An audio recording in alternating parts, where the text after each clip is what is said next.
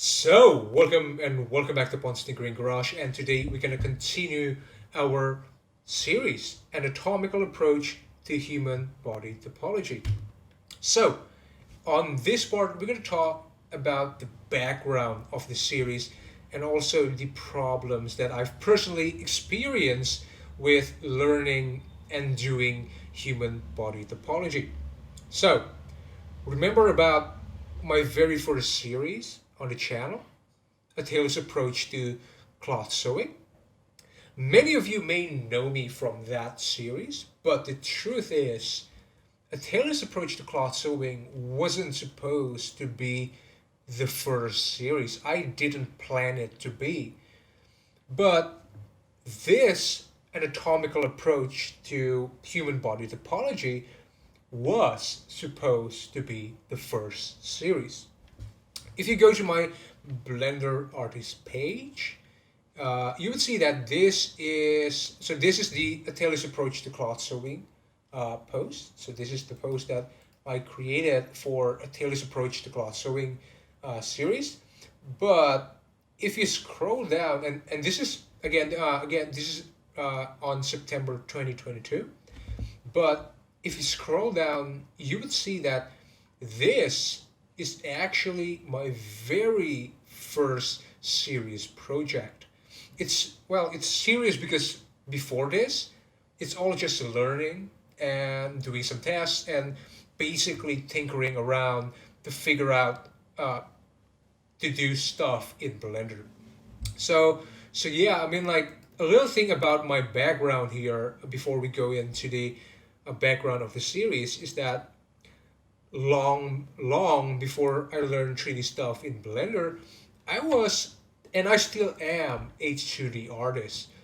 I draw and paint both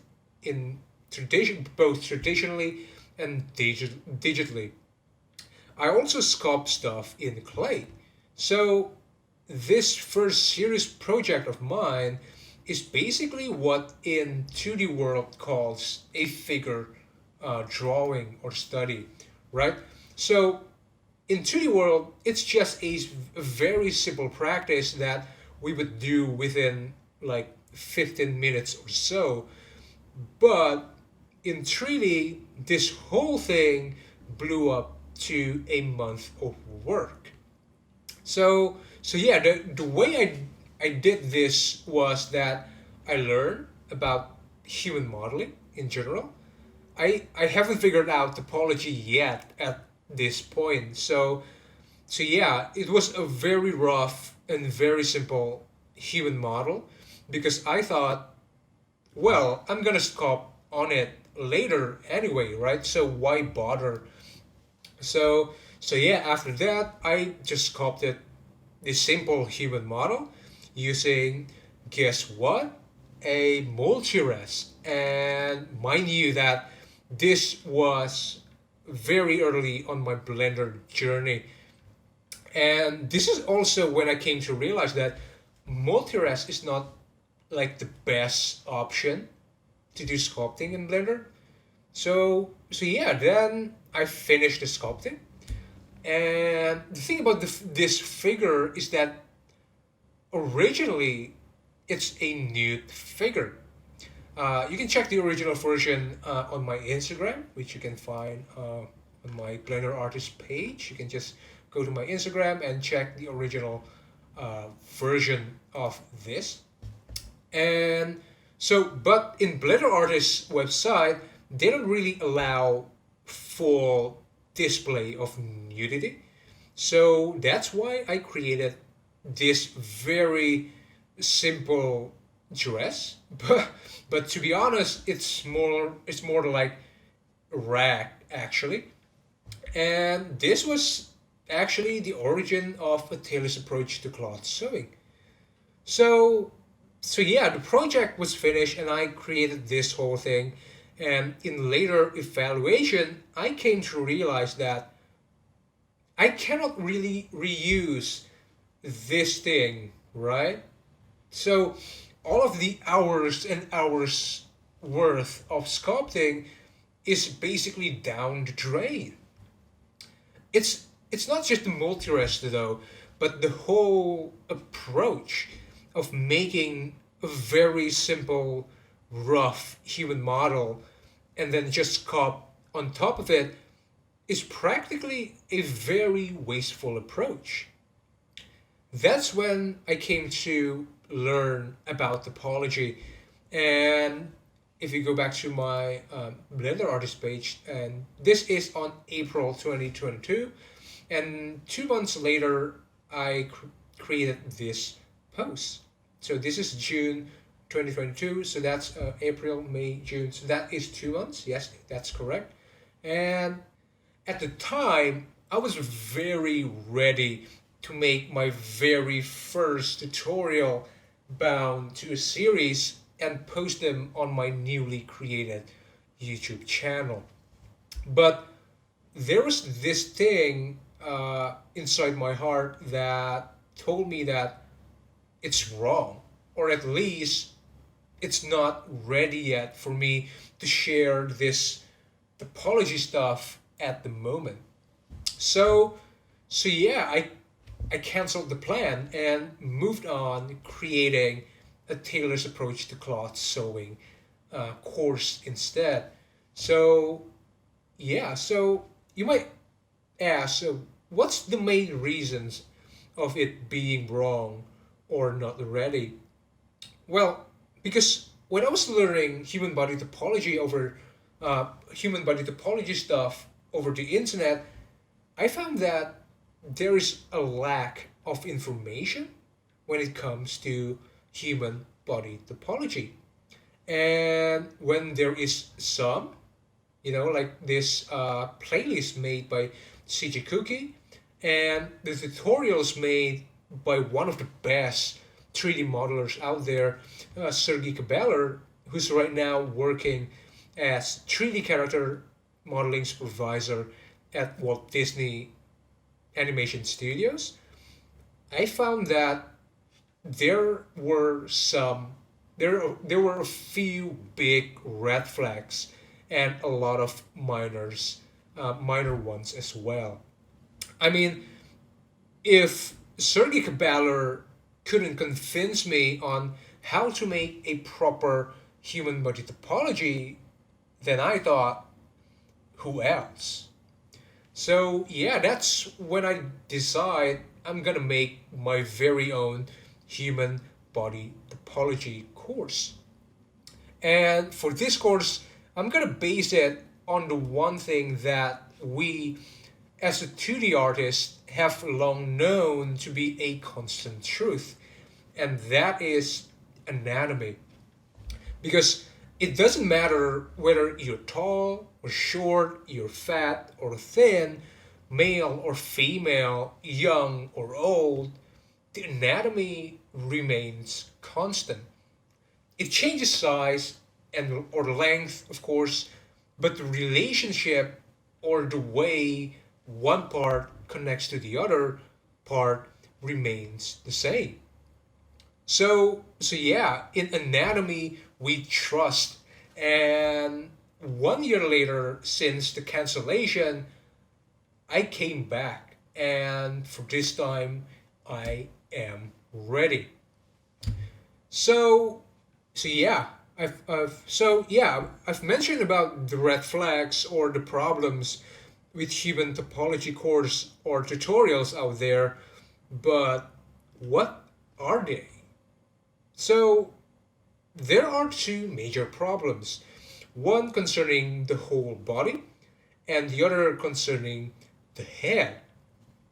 For the body, I cannot help to notice that there is no consensus on how to make human body topology should be made. Sorry, on how human body topology should be made. Everyone does it differently. And to make matters worse, no one really explains why they do it this way over the other. So, if I'm a beginner, how am I supposed to know which one to choose? Why should I choose this topology over that topology? So yeah, of course, if it's seen in a good light, they might make it different because they make the models in different styles or body shapes in general, and even though they don't mention it. And sure, it makes sense. Different styles or body shapes bear different topology, but you cannot you can try watching these human body topology tutorials right now, and most likely you can help to feel that they do it not because some reason of styles or body shapes, but they do it rather based on whim. For me, it looks like they're just connecting the edges and have that let's see what happens kind of attitude. If it doesn't match, we can then reroute or re-loop this edge to that edge instead. It's something like that. So so yeah, that's for the body. For the head, the problem is exactly the opposite. Everyone agrees on this one consensus of how human head topology should be made, which is a good thing. So, but the problem is no one tells you where it's coming from.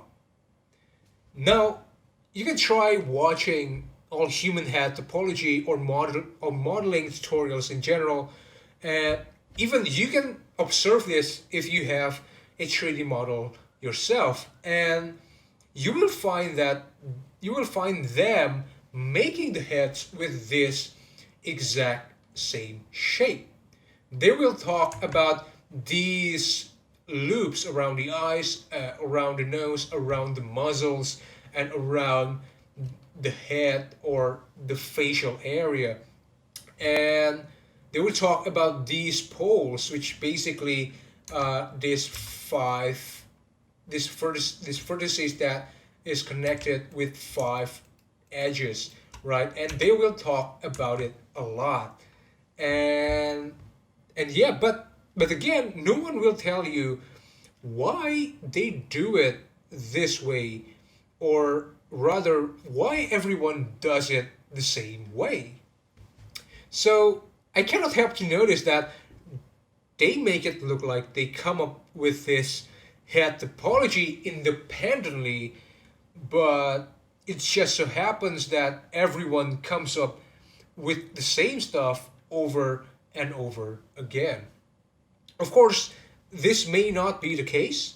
I believe that knowledge is a trickle down economy. It must come down from the big players, which in this case are major animation studios, the likes of Pixar and Disney. These things that you're seeing right now, these two things that you're seeing right now, are made by Sergei Kabeller himself. And remember that he works for major animation and game studios. So if it's made by the big players, this head topology must be correct, right? Well, yes, it is, but it's only correct for their exact purpose. So if you're creating a character in Disney's like style with big eyes and small nose, then this is the best thing you can follow. But the problem is because people don't really tell where this head topology originates from, everyone assumes and uses this topology for pretty much every head in every style. And I have seen people create realistic characters using this head topology. And the thing is, I have drawn and painted portraits for years. And I know very well that this head topology would not suffice for everything. especially not for semi-realistic to realistic heads. So yeah, if we go back to our series, uh, to kill two birds with one stone, not only that I'm gonna base this course on anatomy, but also I'm gonna answer all three questions: the what, the how, and the why. So, if you've learned something from this course and you wish to share this knowledge to others, please do. Uh, don't repeat the mistakes of the past. Please mention this channel and this series as the origin of the knowledge.